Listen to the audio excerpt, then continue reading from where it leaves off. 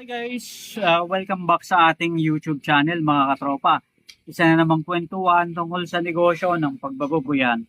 So ngayong araw na to pag-uusapan natin how to grow a pigs or piglets.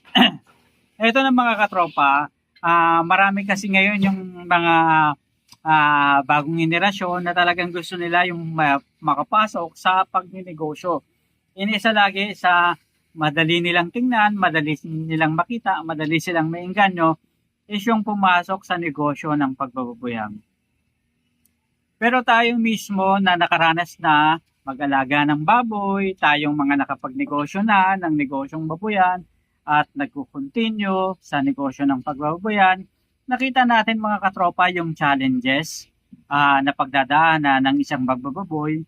Nakita rin natin kung paano ba yung dapat gawin, dapat alamin, dapat pag-aralan, matutunan, para at least maging maganda ang kita, una, and ikalawa, yung experience natin sa pagnenegosyo.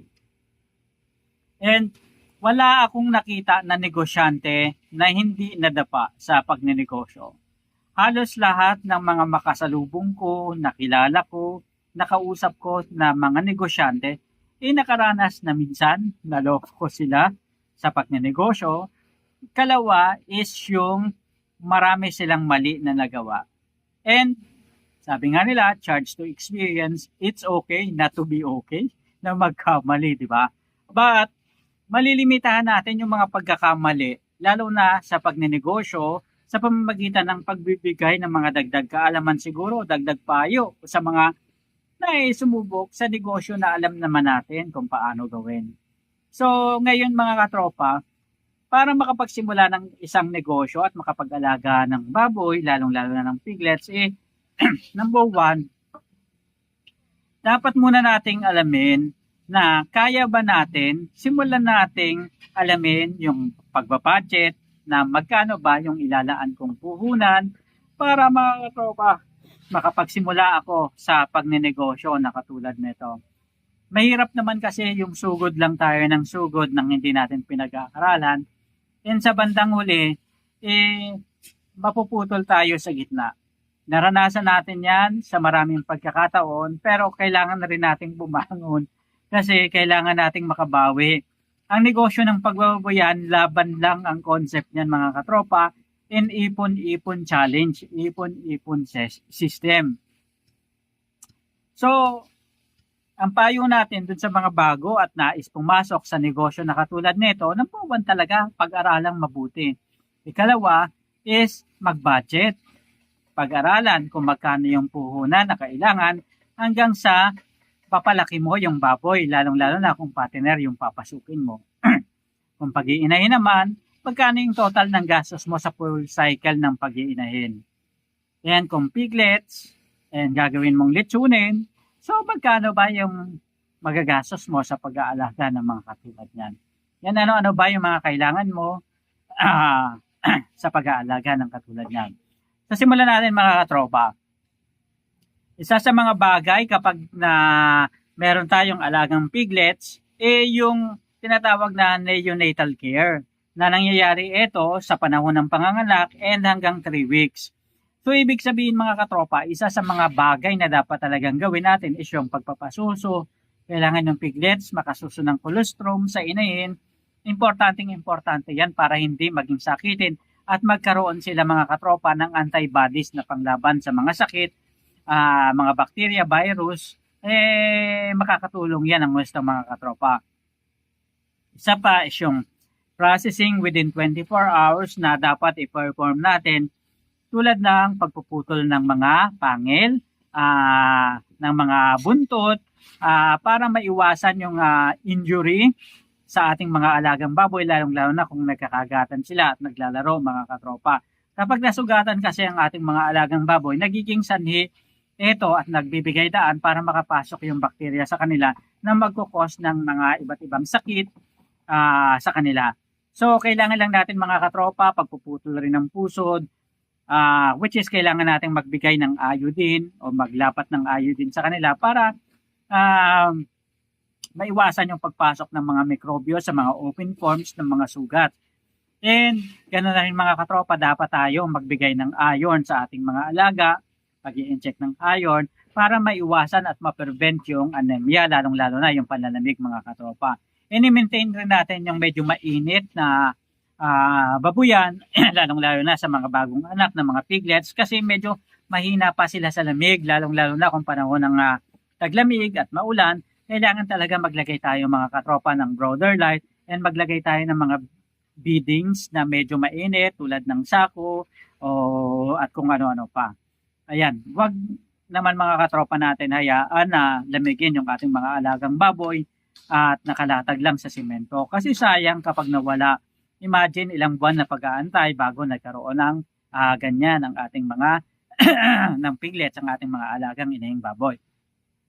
Now, kailangan rin natin mga katropa na pakainin ng wastong pakain ng ating mga alaga para at least mabilis lang lumobo, mabilis lang lumaki. Importante mga katropa yung nutrition. Although yung mga piglets natin is sumususo sa inahin, within 1 week pa lang mga katropa. Within 1 week, natututo na rin silang kumain. So dapat tutukan na rin natin yung health at kalusugan ng ating mga alagang baboy. Mas maganda, mas maaga silang matuto para mas mabilis natin silang maiwalay sa inahin sa edad na 28 days, 35 days, o less than 45 days mga katropa. Sa ganitong sistema kasi mas mapapaaga yung pagwawalay sa inahin and makakatulong yan para yung inahin natin mas mabilis na maglandi yung ating mga alagang baboy. And importante rin mga katropa yung pagdi-deworm natin. So sa pagdi-deworm kasi, importante yan para at least yung mga pinapakain natin sa ating mga baboy, mga alagang baboy, inapupunta lahat yung nutrients sa katawan at nagre-reflect yung average daily gain, feeds conversion ratio. Dapat matutukan natin as early as possible para at least makapokus tayo na yung ginagastos natin na pakain sa ating mga alaga magresulta sa pagtaba at mabilis nilang paglaki. Tutukan rin natin mga katropa yung lalong-lalo na pagdating ng starter period. Sa pre-starter kasi medyo mataas ang price niyan, di ba mga katropa? 25 kilos lang yan pero mataas ang pricing. And pagdating naman ng starter, dyan na talaga tayo, unti-unti na, medyo makaka-adjust ng konti, makakaluwag. Pero pagdating ng grower period, dyan naman tayo talaga naman hahatakin at bubutasin ang bulsa natin. So, medyo challenging yan mga katropa, kaya sinasabi ko sa inyo, dapat talaga pagtuunan nyo ng pansin and paglaanan ng pansin yung tunay na budget na dapat na magastos ninyo sa inyong babuyan. And minsan yung iba nag-finisher pa, yung iba naman hindi. So nasa sa diskarte nyo na yan mga katropa. Depende sa kung gaano talaga kalaki yung gusto mo yung mapalaki yung inyong mga alagang baboy. And remember, dapat rin natin mga katropa, tingnan yung biosecurity ng ating babuyan na make sure na talagang sumusunod tayo kahit nasabihin mo na backyard hog raiser lang tayo. And isa pa is yung housing ng ating pen, ng ating baboy. Ibig sabihin, dapat nag-allocate tayo ng 0.8 to 1.2 square meters para sa ating mga alagang baboy. Depende na lang kung gaano natin sila gustong lumaki pa. Ibig sabihin, kung gusto natin silang mapalaki ng mga 100 kilos and more, dapat 1.0 to 1.25 square meters yung ina-allocate natin sa bawat isang baboy. Pero kung mga 85 kilos, 90 kilos hanggang 100 kilos, pwede na yung 0.8 to 0.9 square meters per head ng ating mga alagang baboy. So, importante din yung hygiene na dapat lagi tayong naglilinis para hindi tayo mga moy at nirereklamo ng ating mga kapitbahay. So, isa lang to mga katropa sa mga bagay na dapat nating tutukan and make sure na yung mga baboy kasi mga social animals yan, talagang maglalaro at maglalaro yan. So, make sure na talagang binibigyan natin sila ng space para makapagpahinga and makapaglaro. And huwag natin sila lagi-laging iniistorbo kasi laging may magkadudulot yan ng stress and maaaring yung baboy bagal yung paglaki nila kasi kung stress sila lagi, di ba?